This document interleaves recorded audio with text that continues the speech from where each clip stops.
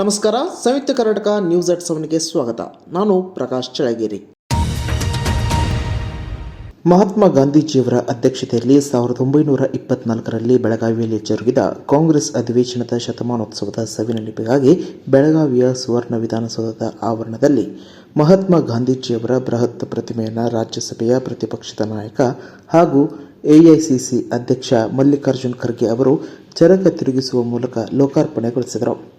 ಸುವರ್ಣಸೌಧದಲ್ಲಿ ಮಹಾತ್ಮ ಗಾಂಧಿ ಅವರ ಪ್ರತಿಮೆ ಅನಾವರಣಗೊಳಿಸಿ ಮಾತನಾಡಿದ ಮುಖ್ಯಮಂತ್ರಿ ಸಿದ್ದರಾಮಯ್ಯ ಅವರು 100 ವರ್ಷಗಳ ಹಿಂದೆ ಕರ್ನಾಟಕದಲ್ಲಿ ನಡೆದ ಎಐಸಿಸಿ ಅಧಿವೇಶನದ ಅಧ್ಯಕ್ಷತೆ ವಹಿಸಿದ್ದು ಮಹಾತ್ಮ ಗಾಂಧಿ.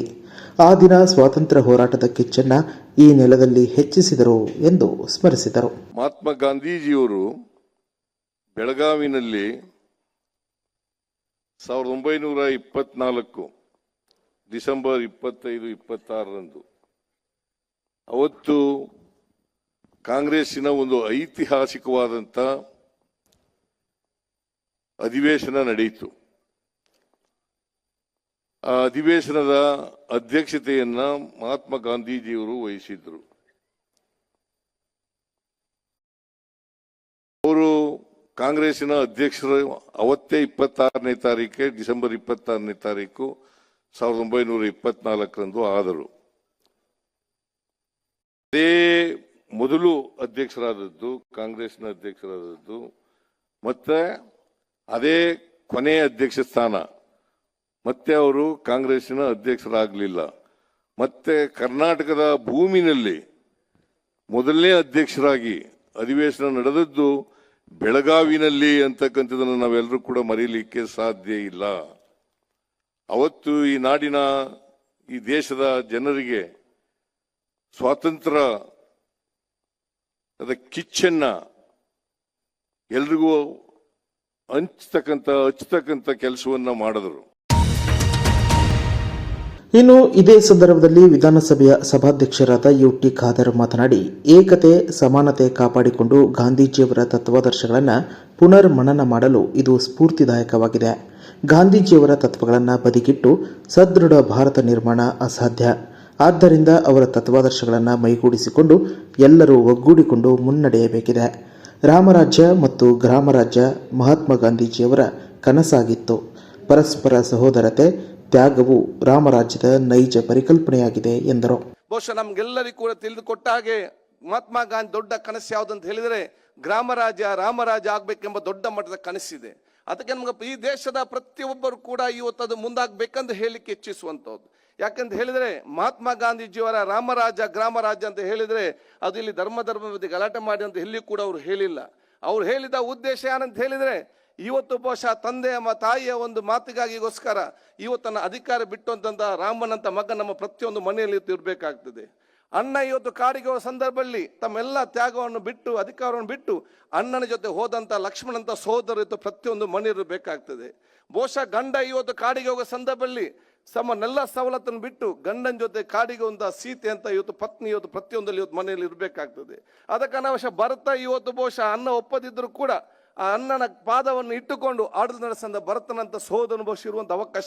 ಇದೆಲ್ಲವೂ ಕೂಡ ರಾಮರಾಜ್ಯ ಗ್ರಾಮರಾಜ್ಯ ಪರಿಕಲ್ಪನೆ ಅಂತ ನಾವು ಆಲೋಚನೆ ಮಾಡಬೇಕು. ಅದರಿಂದ ಸುಭಿಕ್ಷವಾದ ಆ ಒಂದು ಸಂಸ್ಕೃತಿಯ ಮುಖಾಂತರ ಸುಭಿಕ್ಷವಾದ ಸಮಾಜ ಅಭಿವೃದ್ಧಿಯ ಕರ್ನಾಟಕ ಮತ್ತು ಬಲಿಷ್ಠವಾದ ಭಾರತ ಅದು ಬಹುಶಃ ಮುಖ್ಯ ಗುರಿ ಆಗುವಂಥ ಮತ್ತು ಮುಖ್ಯ ಗುರಿ ಅದು ಬಹುಶಃ ಇವತ್ತು ನಮ್ಮ ಮಹಾತ್ಮ ಗಾಂಧೀಜಿ ಮುಖ್ಯ ಕನಸಂತ ಹೇಳಲಿಕ್ಕೆ ಇಚ್ಛಿಸ್ತೇನೆ. ಗಾಂಧಿ ಭಾರತ ಎಂದರೆ ಸ್ವಾಭಿಮಾನ, ಏಕತೆ, ಸಾಮರಸ್ಯ, ಜಾತ್ಯತೀತ ಹಾಗೂ ಸರ್ವೋದಯ ಭಾರತವಾಗಿದೆ ಎಂದು ಡಿಸಿಎಂ ಡಿಕೆ ಶಿವಕುಮಾರ್ ಹೇಳಿದ್ದಾರೆ.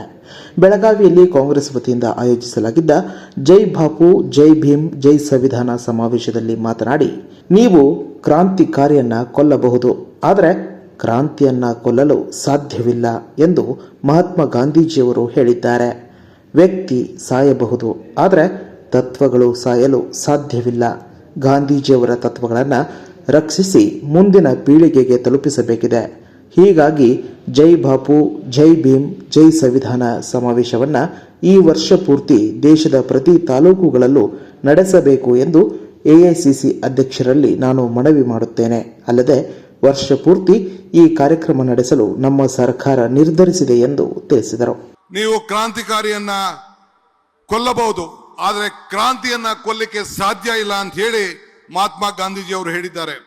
ವ್ಯಕ್ತಿ ಸಾಯಬಹುದು, ಆದರೆ ತತ್ವಗಳು ಸಾಯಲಿಕ್ಕೆ ಸಾಧ್ಯ ಇಲ್ಲ ಅಂತ ಹೇಳಿ ಅವರು ಕೂಡ ನುಡಿದಿದ್ದಾರೆ.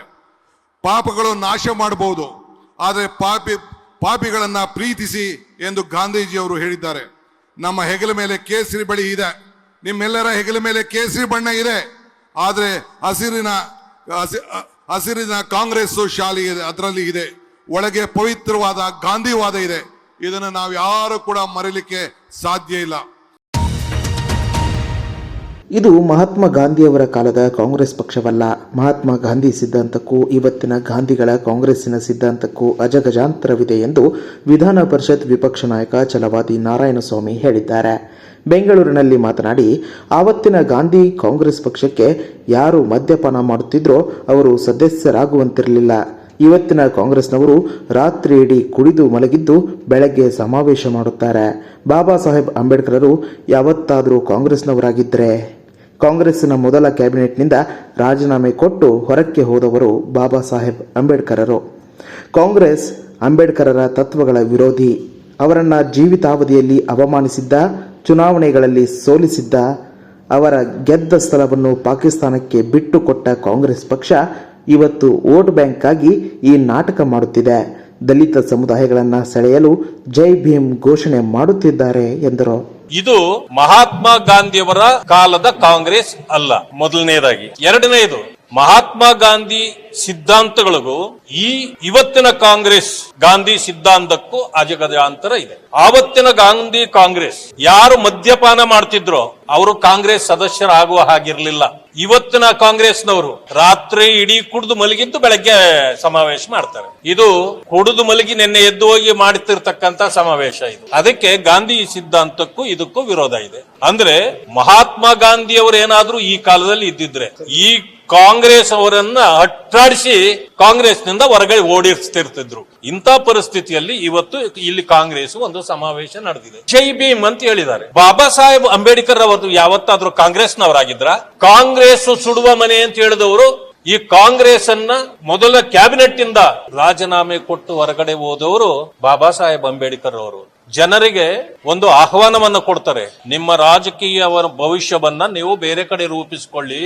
ಕಾಂಗ್ರೆಸ್ ಸುಡುವ ಮನೆ, ಇಲ್ಲೇನಾದ್ರೂ ನೀವು ಕಾಂಗ್ರೆಸ್ಗೆ ಸೇರಿದ್ದೇ ಆದ್ರೆ ನಿಮ್ಮ ಆತ್ಮಹತ್ಯೆ ಮಾಡಿಕೊಂಡಂಗೆ ಅಂತ ಹೇಳ್ತಾರೆ.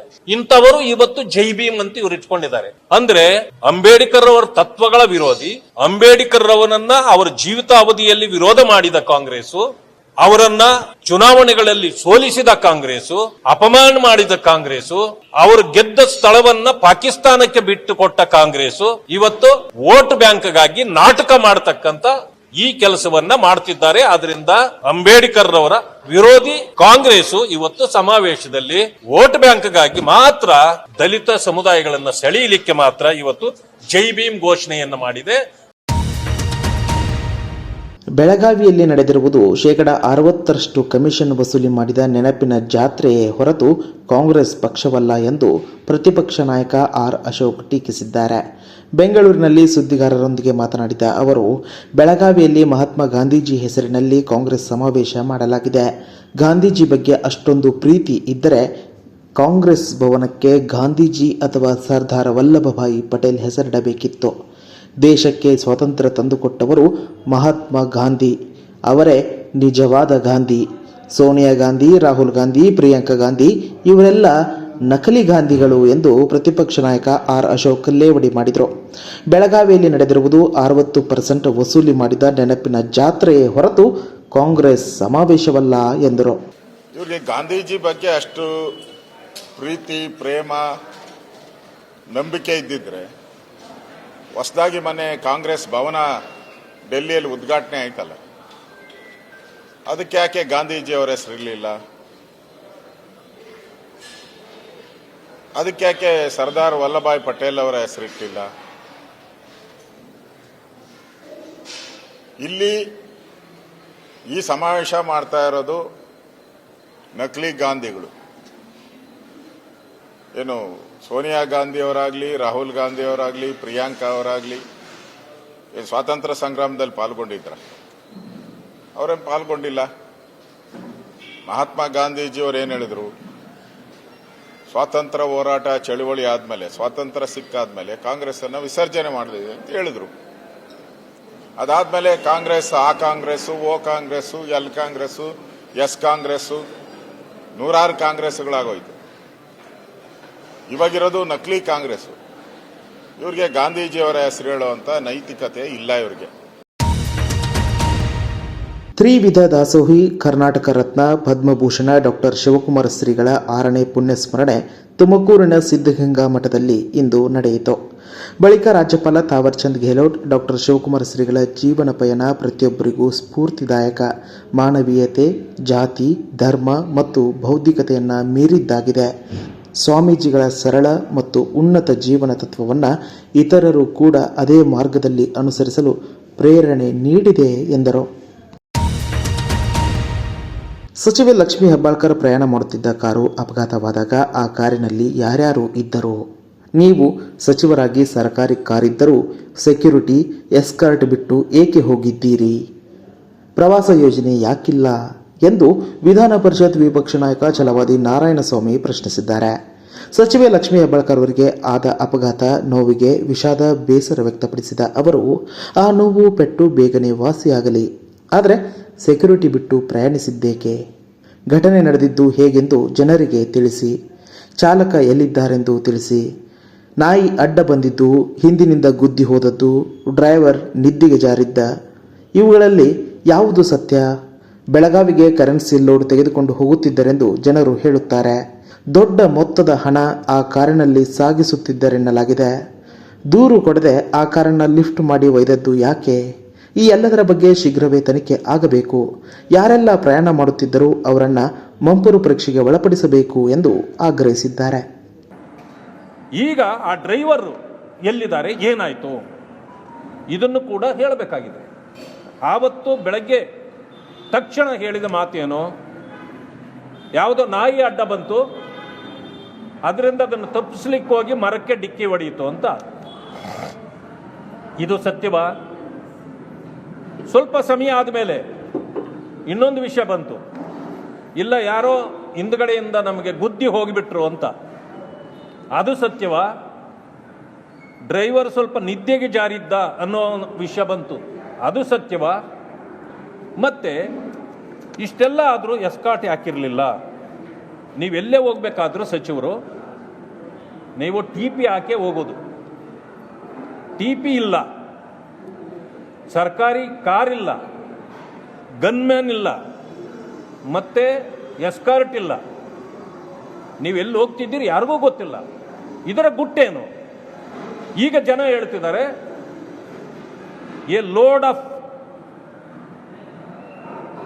Currency was taking to Belagavi. ಇದು ಮನೆ ಮಾತಾಗಿದೆ. ಎಲ್ಲರೂ ಕೂಡ ನಮಗೆ ಫೋನ್ ಮಾಡಿ ಕೇಳ್ತಿದ್ದಾರೆ, ಏನು ನೀವು ಅದನ್ನ ಬಗ್ಗೆ ಮಾತಾಡ್ತಾ ಇಲ್ಲ ಅಂತ ಕೇಳ್ತಿದ್ದಾರೆ. ಬಹಳಷ್ಟು ದೊಡ್ಡ ಮೊತ್ತದ ಹಣ ಆ ಕಾರಿನಲ್ಲಿ ಸಾಗಿಸಲಾಗುತ್ತಿತ್ತು ಅಂತ. ಆಕ್ಸಿಡೆಂಟ್ ಆದ ತಕ್ಷಣವೇ ಪೊಲೀಸ್ನವ್ರಿಗೆ ಗೊತ್ತಾದಾಗ ತಕ್ಷಣ ಅವರನ್ನು ಮಾತ್ರ, ಅದರಲ್ಲಿ ಇದ್ದವರನ್ನು ಮಾತ್ರ ಕರ್ಕೊಂಡು ಹೋದ್ರು ಹೊರಗಡೆಗೆ. ಕಾರನ್ನು ಯಾರು ಹತ್ತಿರಕ್ಕೆ ಹೋಗಲಿಕ್ಕೆ ಬಿಡಲಿಲ್ಲ. ಇನ್ನಷ್ಟು ಬರವಣಿಗೆಗಳು, ವಿಶೇಷ ಲೇಖನಗಳು ನಿಮಗಾಗಿ ಕಾಯ್ತಾ ಇರ್ತವೆ. ಓದ್ತಿರಲ್ವಾ?